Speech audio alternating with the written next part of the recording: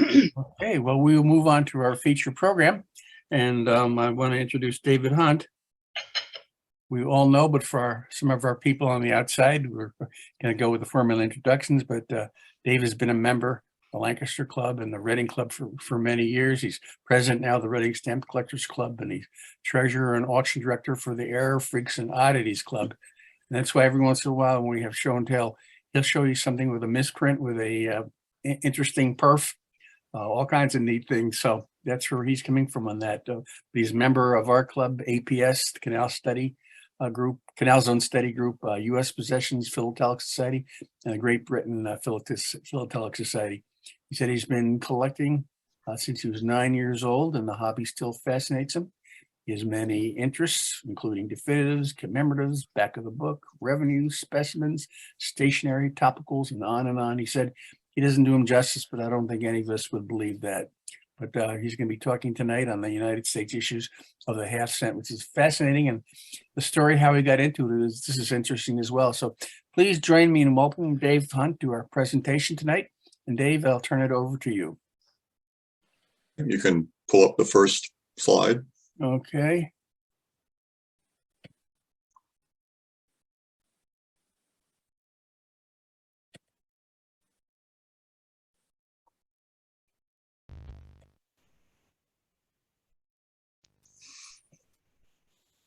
Is it showing? Yes. Okay, let me get the slideshow in. Okay, you're all set, Dave. And if the rest of you could mute. Dave, do you want questions during or after, or doesn't it matter? Doesn't matter. Okay, so if somebody has a question, just shout and we'll get to you. Okay, Dave, you're on. Probably 30, 40 years ago, Clyde Jennings decided to start a collection of the half-cent stamps of the United States and do an exhibit. I think he saw this as a kind of inexpensive way to do something together with his son. And of course, as we all know, things morph out of control after that. You start getting more and more expensive. It's about 15 years ago, I encountered some of his stuff at an auction and bought it, mainly interested in the Canal Zone material. And then I came across the little booklet he wrote about his exhibit, and that got me interested. And I started to acquire a few things here and there, and as usual, they got thrown into a box. And I decided recently I really should do something about it. So here's the result. So next slide.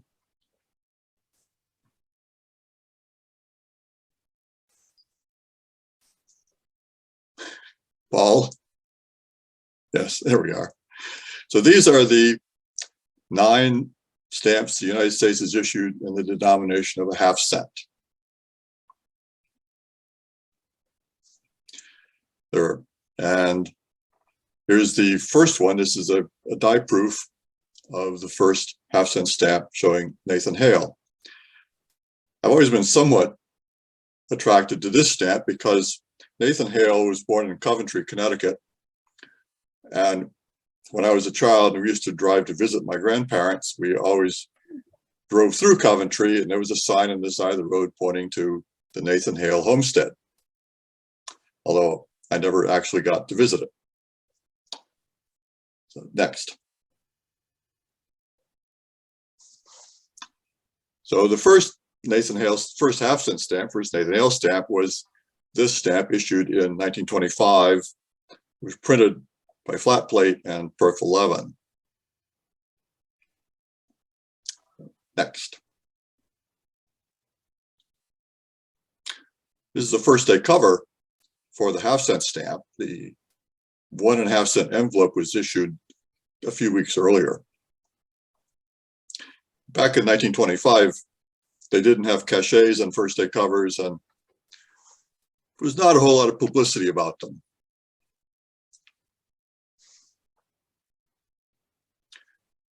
An example of the use of the half cent stamp on a cover, and just to pick an interesting usage, is when it was mailed in Guam.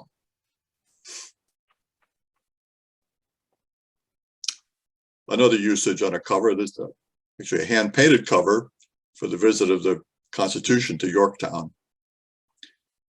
Probably, I guess that was part of the the 250th anniversary of the battle. And Dave, why are these, this is a 1 cent. And wasn't the rate 2 cents then? Or going Yes. on 3 cents? Yes. Yeah. There are several of these in the collection that the rates leave me scratching my head. So I'm not big on rates, and so I really can't answer the question. I don't know how they get away with it. So here's one for an airmail cover using it, which is, this is 10 cents. I'm not sure what that rate was for. But at any rate, it's got a lot of pretty markings on the cover. Next. Uses of pre-canceled stamps on a advertising cover. I guess they still do this today, that using more than one stamp is supposed to, I guess, help response to your ad. So back then, rather than use a single 1 cent stamp, why not use 2 half-cent stamps? And here are some cases where the half-cent stamp was used illegally. This is from Clyde Jennings' exhibit. The top one shows an envelope with just the half-cent stamp on. It was mailed without any concern by the post office, but the United States has never had a half-cent rate.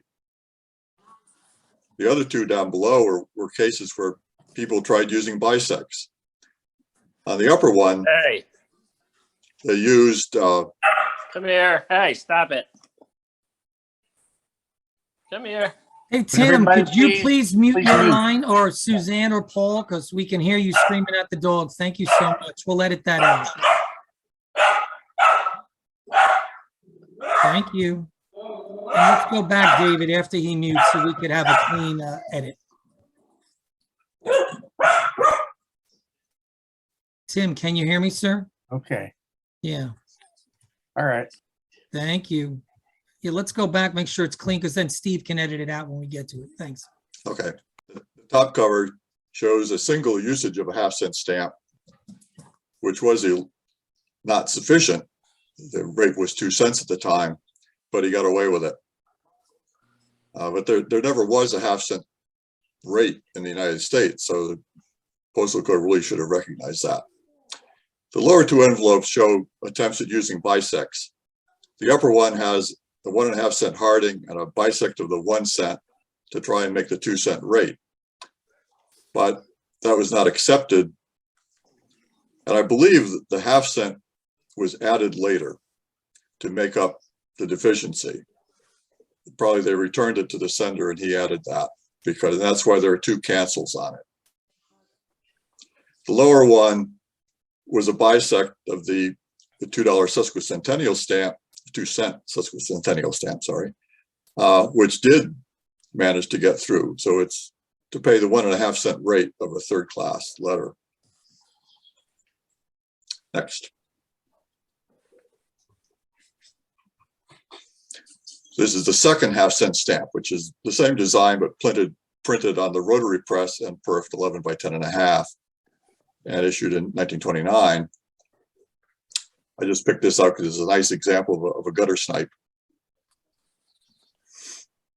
Next.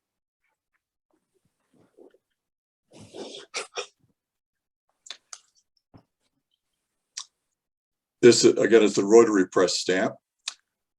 On this particular plate, in position 72, which is the middle stamp in the second row down on these blocks, there was some damage to Nathan Hale's face on the one on the left, which is the original. And that was gone into and repaired. And that is shown in the right-hand block. And if you see his face on the right-hand one is a little bit ghostly compared to all the other ones. The next image is an enlargement of those. So here on the left is the damaged entry. You see there's a scratch off the side of his nose and the side of his mouth.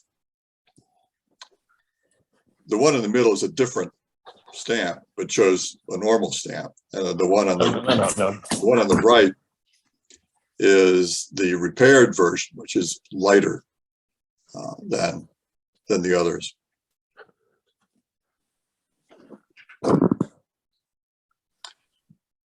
A cover using the rotary press version posted on Memorial Day and has a cachet in honor of the GAR. And Memorial Day actually was established to honor Civil War veterans. It's now been taken over for all veterans, but initially it was just Civil War. And this one, interesting, was mailed to Lancaster. Next.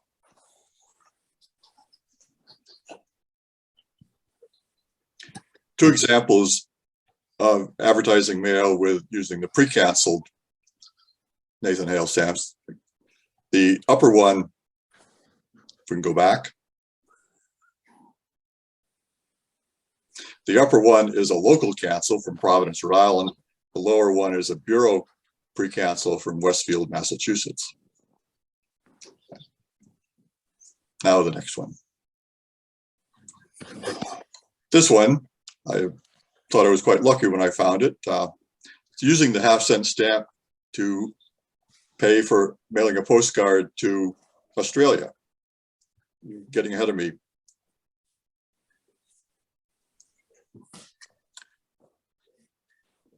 Again, as I said, I'm not an expert on rates. I've never realized there was a 1.5 cent postcard rate, but apparently it was advertising on the back.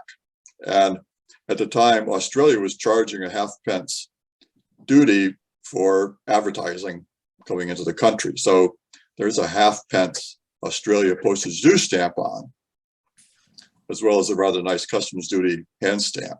So here we have a half-cent US stamp and a half-pence Australian stamp, which I thought was kind of cool. Next.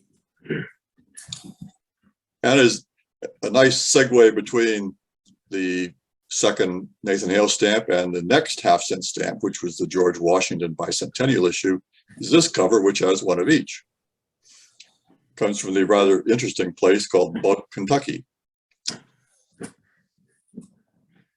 And it has an Armistice Day cachet, although that wasn't mailed on Armistice Day. So, okay, next. This is the Washington commemorative set series, the half-cent from that. And this shows that in position upper right 8 on plate 20560, there's incomplete transfer around the denomination, which you can see in the enlargement at the top. It's on the right stamp and the left denomination. It looks to me like they tried it. It's described as an incomplete transfer, but it actually looks more to me like they tried to repair something and didn't do a very good job at it. This is the only commemorative half-cent stamp. So next. Here are two first day covers of that stamp. The top one is the half-cent plus a 1.5 cent. All the stamps in that series were issued at the same day on January 1st, 1932. And then the lower cover is a block of 4 of the half-cent, also January 1st. Next. Here are two covers from Lancaster County. The top one has a nice cancel from Bird in Hand at the 3rd class rate. And the lower one is a last day of the post office at Safe Harbor. Also the 1.5 cents for the 3rd class rate. Next. And the 4th half-cent stamp was the half-cent from the presidential series of 1938. Scott isn't big on shades, and this looks to me like 2 different shades, although it just could be different amounts of inking, I suppose. But next. The usage of a pair of these to mail a postcard sent out by a stamp dealer. which I thought was a little kind of amusing, that it's reminding a customer of his that he hadn't sent any bids in to his auction.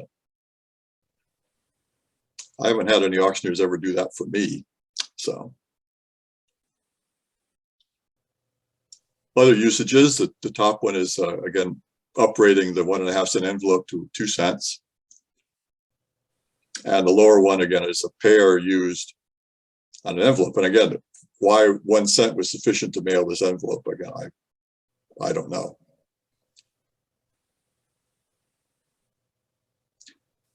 Usage on event covers, the top one is the first flight from Monterey, California to Boston.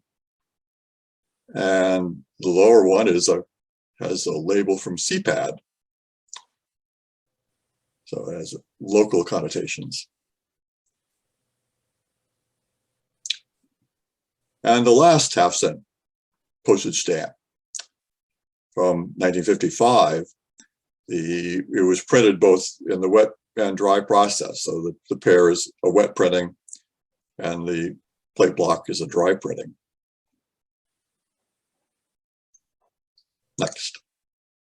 Here's a first day cover of the wet printing. Next. And this is another weird one. It's a card, not an envelope, using only a 1/2 cent stamp, which would not have been sufficient. It's postmarked from Bretton Woods. And you see there are two different marks. The machine cancel says Bretton Woods, New Hampshire. The hand stamp says Twin Mountain, New Hampshire, Bretton Woods Rural Station. The dealer I bought this from told me that he had a whole stack of these and that someone apparently had tried to get a cancellation from every zip code in the country. So clearly it made sense for him, if he could get away with it, to use a 1/2 cent stamp to get it because it would be cheaper.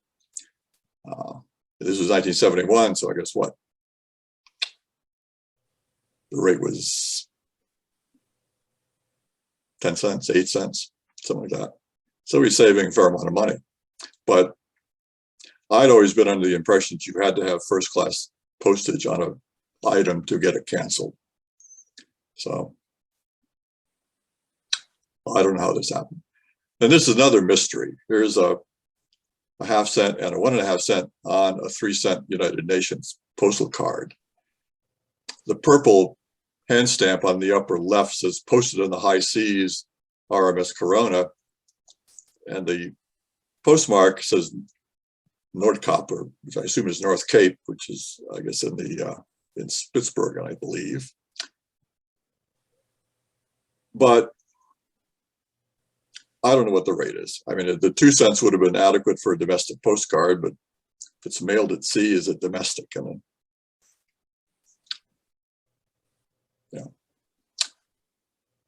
getting to the postage due stamps. Of course, when they issued the 1/2 cent postage stamps, they also had to issue 1/2 cent postage due stamps. So J68 was issued essentially the same time as the first Nathan Hale stamp. Next. Finding 1/2 cent postage due stamps as a single use on cover is quite a search. This one is an earliest known use of this cover. It's dated April 15th, 1925. Scott says the first day of issue was April 13th. But according to Clyde Jennings, this Mr. Ward was an avid collector of first day covers, or creator of first day covers.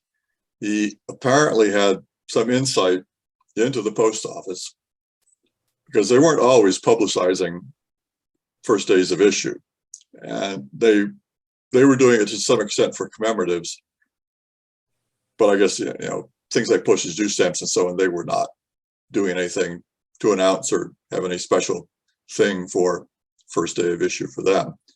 So Jennings believed that, or as far as he knew, there were no first day covers on April 13th or 14th, and that this is the earliest one, and that Ward typically made about 10 covers for each new issue.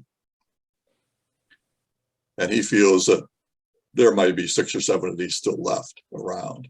I'm not sure what he based that on, perhaps just watching auctions. I do know that once I started assembling this exhibit,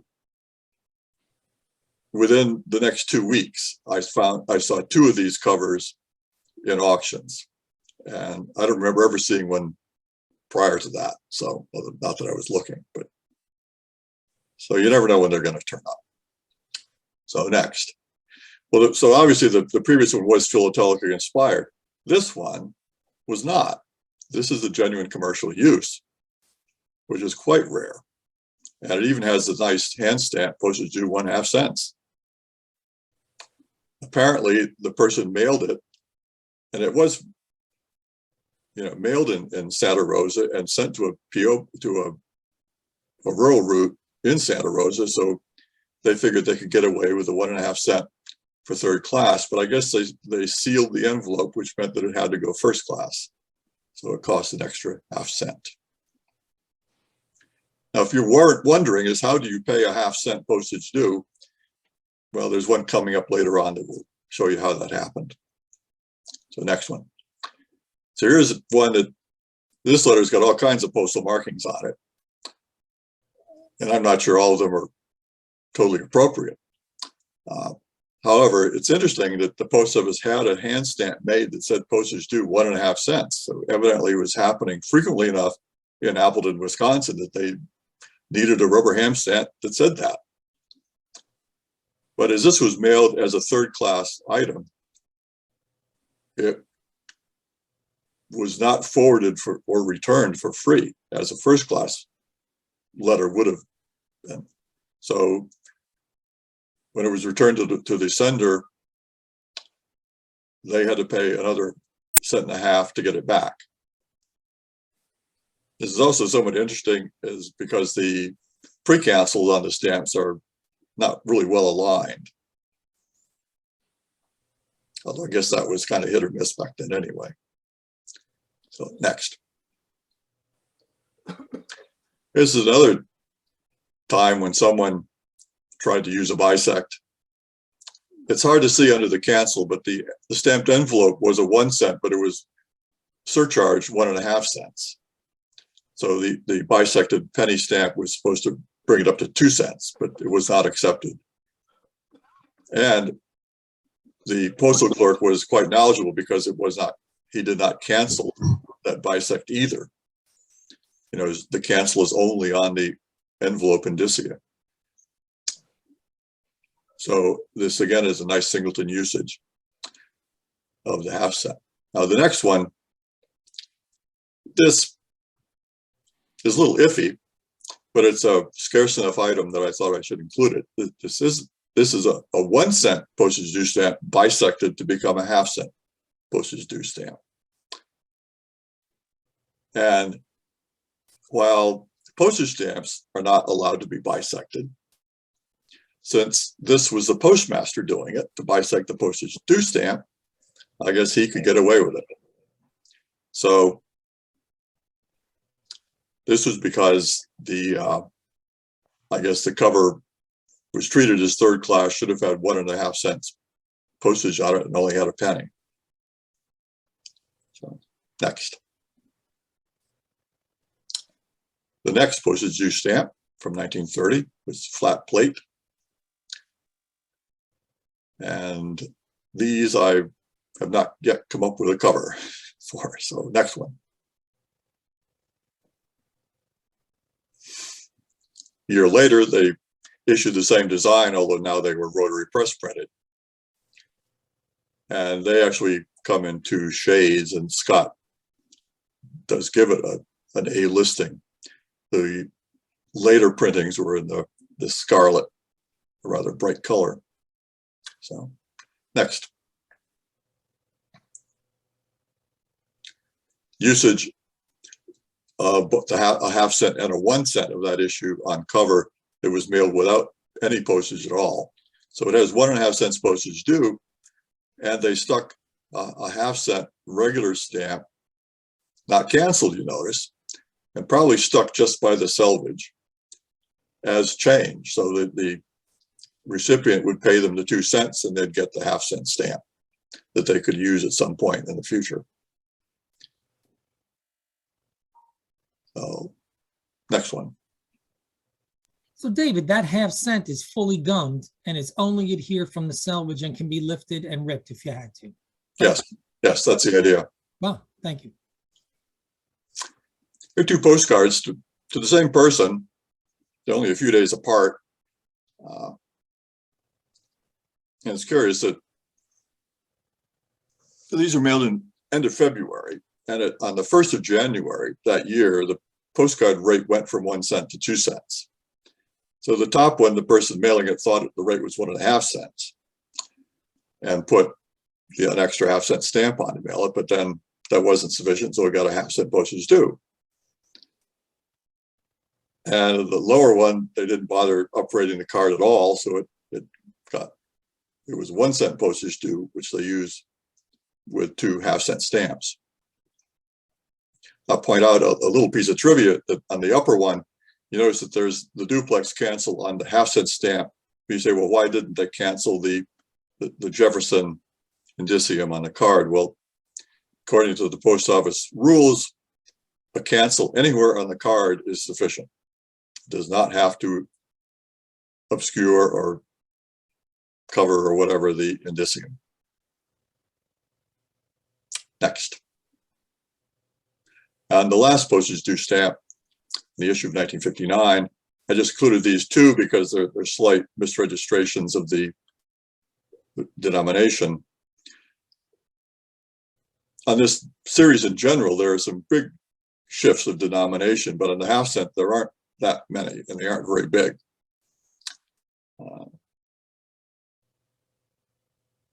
And unfortunately, I don't have an example of these on cover either. There apparently are no known singleton usages of this stamp on cover. Clyde Jennings advertised in Lynn's, offering a prize of $500 to anybody that could show him one, and no one ever did. Recently in Lynn's, John Hotchner showed a cover that had a pair of half-cent stamps, but that was philatelically created basically as a first day cover for them. So these are very tough to find on cover. Not at all as singles, but even as multiples, they're difficult to find. Next.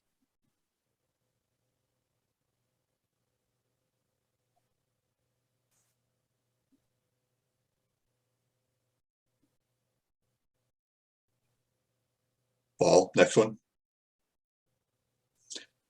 Now we'll jump into the Canal Zone. Clyde included these in his collection because the first 2 half-cent Canal Zone stamps were US stamps that were overprinted. I decided to expand that to include the 1 Canal Zone stamp that was specific to the Canal Zone, just for the sake of completeness. No matter your choice, fractions always for big top prizes and second chance drawings. Thrills away. They're out there calling. If it's excitement you seek and you're looking for action, play a PA model. Hey, Rich, would you mind muting your line, please? Thank you. Or Paul, if you have control. Thanks. Be responsible. It benefits older Pennsylvanians every day. At PGW, safety is essential to delivering clean, reliable natural gas to Philadelphia homes and businesses. You smell gas, call P. Thank you. Okay, Dave, sorry. Okay, we can go to the next slide. Okay. So again, the first Canal Zone stamp, half-cent stamp, was the 1925 Nathan Hale issue of the United States. It was overprinted for the Canal Zone. It was issued only a few weeks after the US stamp was issued, so they were pretty quick getting the overprint applied. This has the flat top A canal overprint. The next issue definitives of the Canal Zone, which used the pointed top A, did not include a half-cent stamp. Next. So here's a again, a use uncovered. This is another curiosity. Why would someone mail a cover with only a half-cent stamp on it? And Canal Zone did not have delivery. You had to have a P.O. box or just pick up your mail from the postmaster. So if you notice, this is, although the destination is covered, I think it's Cristobal, and it was postmarked in Cristobal. So it basically went from the front desk into a P.O. box. My guess is that this person was a collector and wanted to get copies of the two Canal Zone, the two postage due stamps. The Canal Zone never issued a half-cent postage due stamp.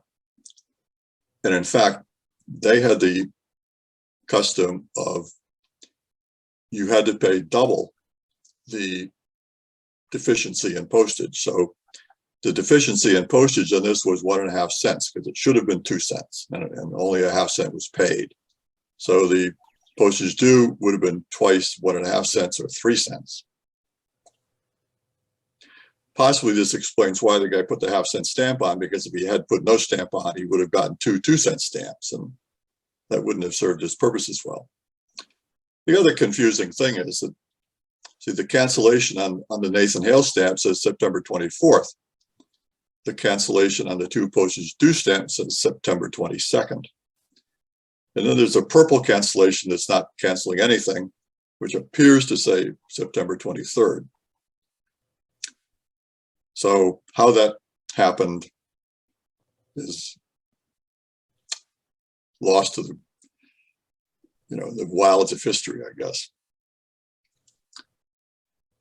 I'd also point out that these postage due stamps have the sharp A overprint. There was a set with a flat top A overprint that these replaced, but they were still using the flat top A on the postage stamps, the Nathan Hale stamp. So just one extra thing, the 1 cent due stamps of the Canal Zone are the hardest denomination to find, by the way. So this is a full page from Clyde Jennings' exhibit showing the various overprint settings on the Benjamin Franklin half-cent stamp from 1938. So they're kind of small, a little hard to see, but it's just, general.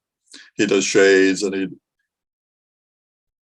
I skipped a couple. Yeah.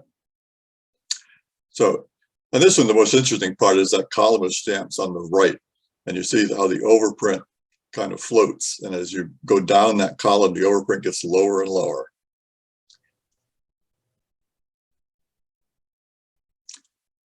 Just one of those things that's fun to play with, I guess. And a first day cover for that stamp. These are fairly common. A lot harder to find an actual usage on an envelope. Next one. So this was the best I could come up with. There's a few of them.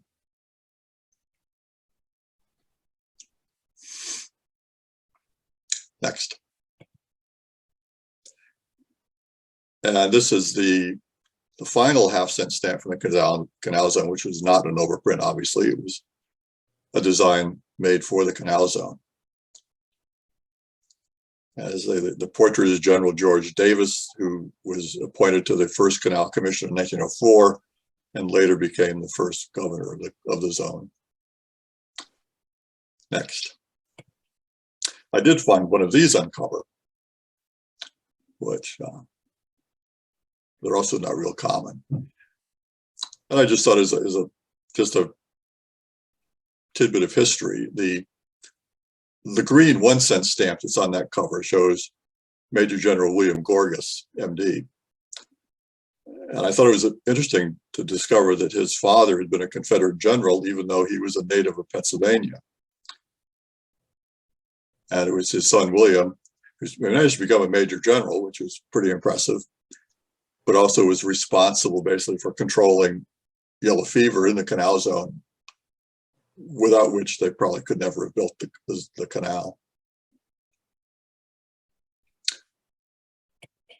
And that's the end. Very good. I'll leave it up in case anybody has questions for Dave. A round of applause for David. Just a fantastic presentation, Dave. Really appreciate that. A lot of effort went into that. Thank you. Any questions, anybody? I am not an expert on color, but I took Wayne Youngblood's course in stamp production. And he was talking about especially the wartime and Prexy's in particular. He showed a picture of I guess the room that contained all the paints or the colors. And it looked like something out of Macbeth's Witches of Endor. And he said the color control was really bad. And we just put a pile together. I think we did the 6-cent orange, John Quincy Adams, and came up with about 6 or 7 shades, just like across. So that's maybe what you're seeing. But then you had the similar situation with Prexy, and I thought it would have been better then. The war was over. But color always has its own challenges. Paul, Wayne Youngblood has a major article in this month's American Philatelist magazine. My copy arrived today. Today, okay. It's about the tagging of stamps. It's a very thorough article. And David, I just we've talked about my cousin who's a stamp collector. He mentioned you without your approval in one of the books he wrote.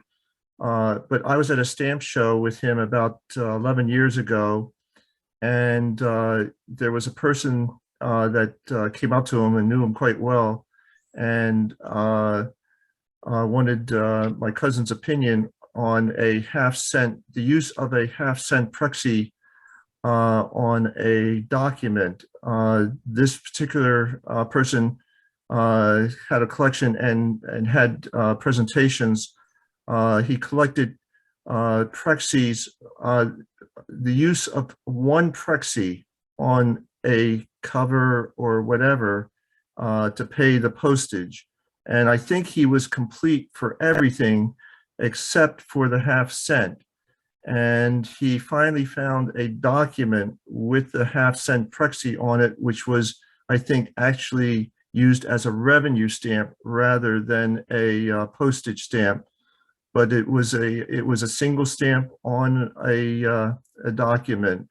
So I think that got added to his presentation. Mm-hmm. Yeah, well, of course, there was never a half-cent rate, so it would be tough to find Yeah. the half-cent Prexy as a single use. You find them as makeups on the 1.5 cent envelopes, but then that's really not a single use, I suppose. But I would also suggest that using it as a revenue stamp is also illegal. Yes, but it passed muster at the time. Mm. Dave, you want to show the outlier that we have? Yes, go ahead and do that. Okay, so we can do this. Put this down. So I went to Kevin Kelman's show on Sunday, and I had sent this PowerPoint to Paul last week, so it was already out the door and done with. And I found a cover at the Sunday show, and bemoaned to Paul, see what happens when you do things ahead of time. It came just in time. Can you see it? No, it's not up yet. Not up yet. Okay. I will. Don't save. Let's see. I got to stop sharing. Stop share. Okay.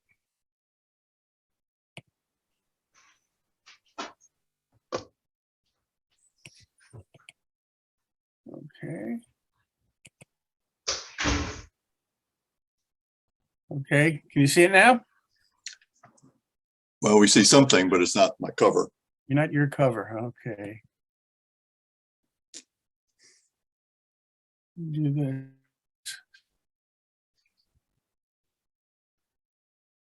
Share. Try this. There we go. Any good? Yep. So I was excited to Okay. find this. It's got 4 Nathan Hale stamps and the postmark is from the USS Hale. I thought, wow, that's pretty neat. As it turns out, unfortunately, the USS Hale was named after somebody else. It was named after Eugene Hale, who was a senator from Maine. Now, the USS Hale was a destroyer. It was finished just after World War I. It was launched in 1919, but it was the class of the four-stacker destroyers of World War I. Now, during World War I, which was basically when the destroyer came into its own, the U.S. Navy had the custom that destroyers were named for famous people. And initially they were naval heroes. So you had Perry, you had Preble, Truxton, other early naval heroes, plus then some Civil War ones, some you've never heard of, like Breese and others. But by this time, this was, hull number 133. So they were running out of naval heroes and they're scraping the bottom of the barrel. So they started using US senators. So I don't know if this guy voted for some Navy appropriations bill or something or other, but anyway, I guess he did enough that he got his name on a ship. There was finally a USS Nathan Hale, which was a ballistic missile submarine that was launched in 1968, I think. But of course, and possibly somebody used some of the Nathan Hale stamps to get a cover for that ship, but I haven't found one yet. David, have you read the first line of the narrative on the left? There's a gross error.